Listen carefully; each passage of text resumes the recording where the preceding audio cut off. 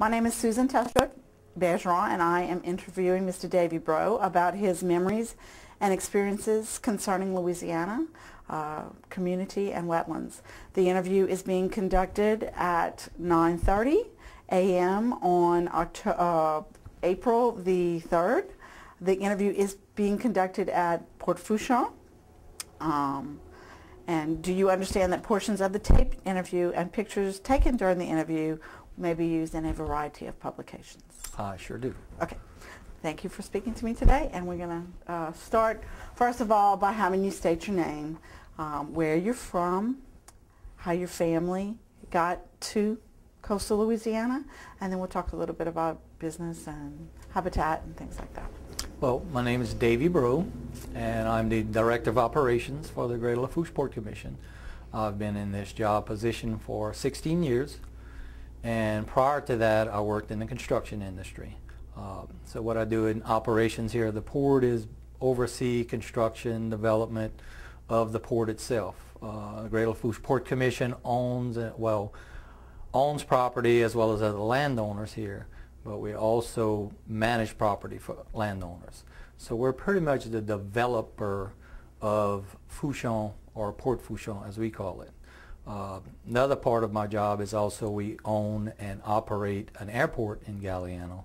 So as a port commission, we not only have a seaport, but we also have an airport that we're developing for our community. Okay. My family is, or I am originally from Cutoff.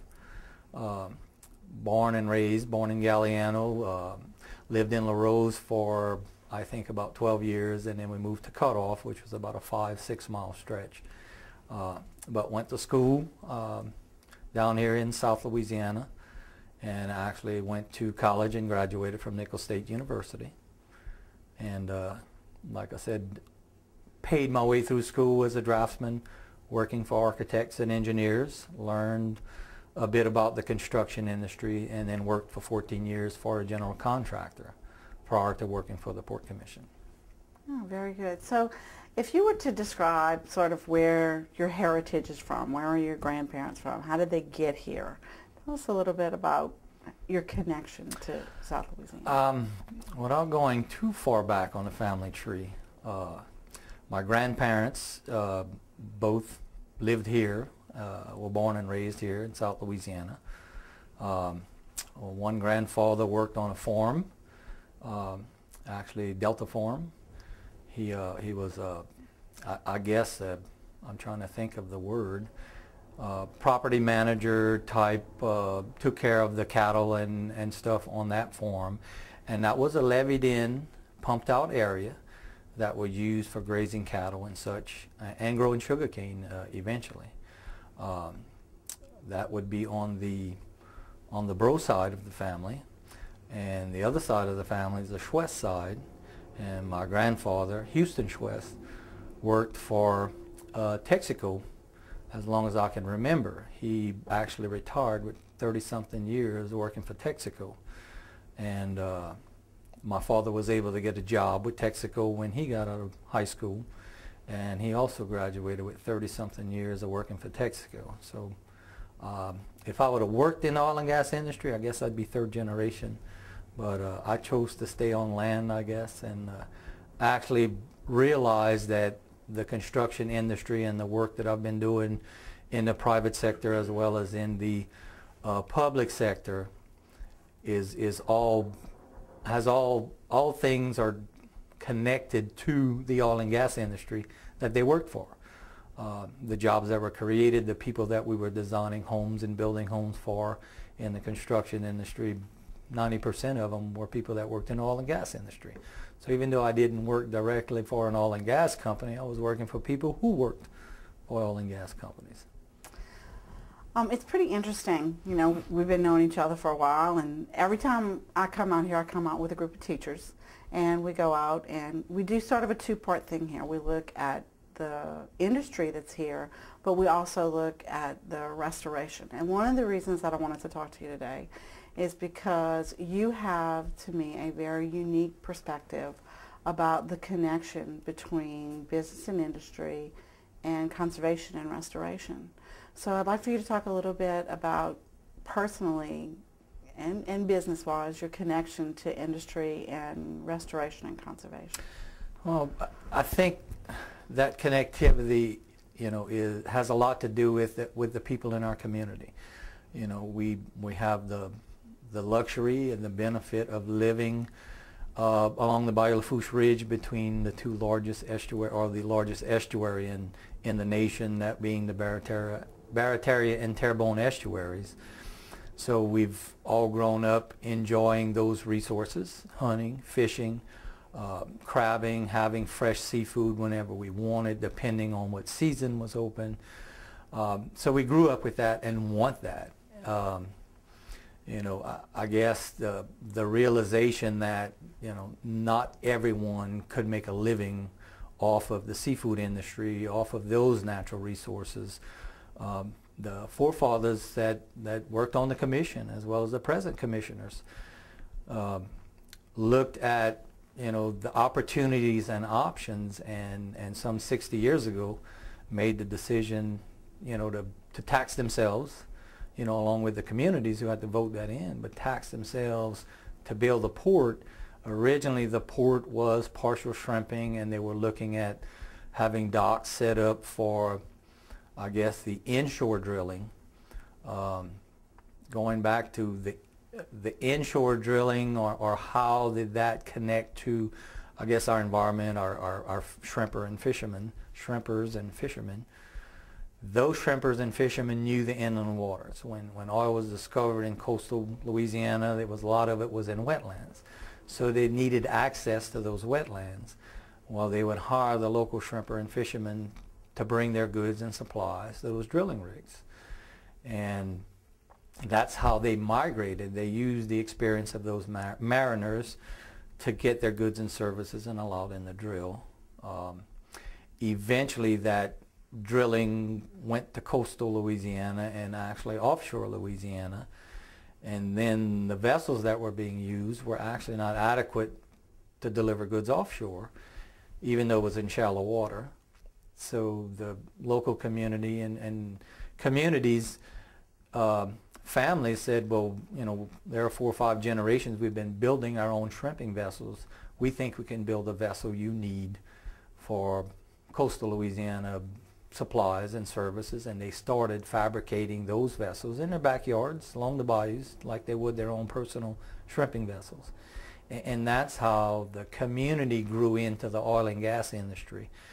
It still doesn't mean the community is a drilling community. The community was and still is providing any services that the oil and gas industry needs. As in vessels. Port Fourchon is actually an intermodal hub. Anything that needs to be delivered to the oil and gas drilling in the Gulf of Mexico needed a transfer point from on land or inland waters to offshore waters. And Port Fourchon is used as that transfer spot. Inland barges and trucks deliver goods to Fourchon. They're then put on an offshore mode of transportation and delivered to those rigs offshore. And not only goods, there's about 12,000 people working in the Gulf of Mexico that fly out of Fourchon by helicopter or go on crew boats to be delivered, and they work in the Gulf 15 days or 30 days, and they come back in, and they're not strictly from our community, they're from all over the United States. It's pretty much global, the drilling industry. So tell me, when y'all are building a new, and I've heard you talk about this before, you're building a new slip. What happens, not just to build the slip, but what do you guys do to sort of do more than mitigate for that growth? Explain that to us. Well, I'll give you an example. When we're planning some new development. Right now we have a 400-acre development under construction. It's called our Slip C development. The slip is 700 feet wide and 7,000 feet long. And we had to start 3 years prior to that our permitting. So we have to go through all the permitting phases.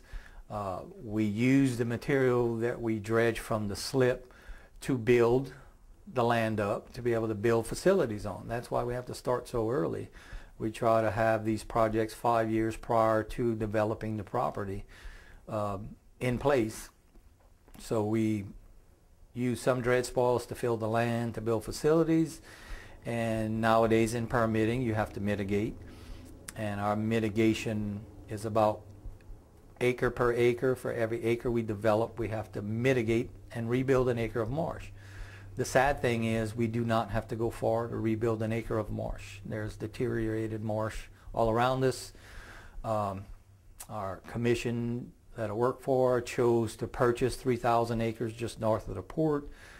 They've turned that into a sanctuary, but also use that area to do our mitigation. So if we're going to mitigate, we'd like to mitigate on land we own, for one, and number two, we'd like to mitigate land that will protect us in storms, from storms, and also rebuild the property around us. It seems like when I come here that it's more than just you're doing what you have to do here. It seems that it's a bigger commitment than that. I think it is, you know, and a perfect example of that is our maritime forest ridge. You know, in the area that we are mitigating on the property the port owns, we had some additional dredge spoil material, and chose to use that additional dredge spoil to create a maritime forest ridge. Everyone that was required to mitigate has been building marsh, and we also were rebuilding marsh because that's what's required. But we looked at this additional material and said, you know, everybody's building marsh, but the ridges are also disappearing in our coastal wetlands, and no one's rebuilding them. So our past executive director came up with the idea of building a ridge, and that ridge is planned to have a +8 elevation, to have scrub oaks, the neotropical birds that fly to Mexico in the winters fly back here, and this is their first stop in the spring. They need a place to land and re-nourish themselves, and just marsh grass will not provide that, and a ridge with small scrubby oaks will. So that's something that wasn't required of us, but we chose to do. And once the idea got around, there were quite a few people that came on board to assist us with it. Let's talk a little bit about some personal, kind of a personal perspective here. As a native Louisianian, the goal of this is to talk to the rest of the nation about what's going on. Why do you think that the rest of the nation should care about coastal Louisiana and coastal restoration? Well, coastal Louisiana is, and especially the community we live in, that, you know, is situated between two of the largest estuaries in the nation, provides 20% of the nation's seafood, as well as you know, the unique marshes and habitat that exists nowhere else. So we think it's vitally important to the nation to protect those wetlands and the coastline. The other reason is the access of this nation's energy supply. You know, the federal government leases to major oil companies in the Gulf of Mexico. And those leases are producing 18 to 20% of the nation's hydrocarbons, which is oil and gas consumption. You know, and as the nation's energy demand grows, the volume is going to continue to grow. The need for the nation, if they ever want to become energy independent, the potential is here to drill in the Gulf and keep increasing our supply. But they need access points, and the reason Fouchon is a very valuable commodity for the nation is it's right on the Gulf Coast. It's easy access. It actually saves money for the oil and gas industry, as well as, you know, since it does save money, you know, for them accessing the Gulf, it keeps the price in line. You know, if they have drilling in the Gulf of Mexico but no way to access it, then you know, you would see an increase in price in trying to access it.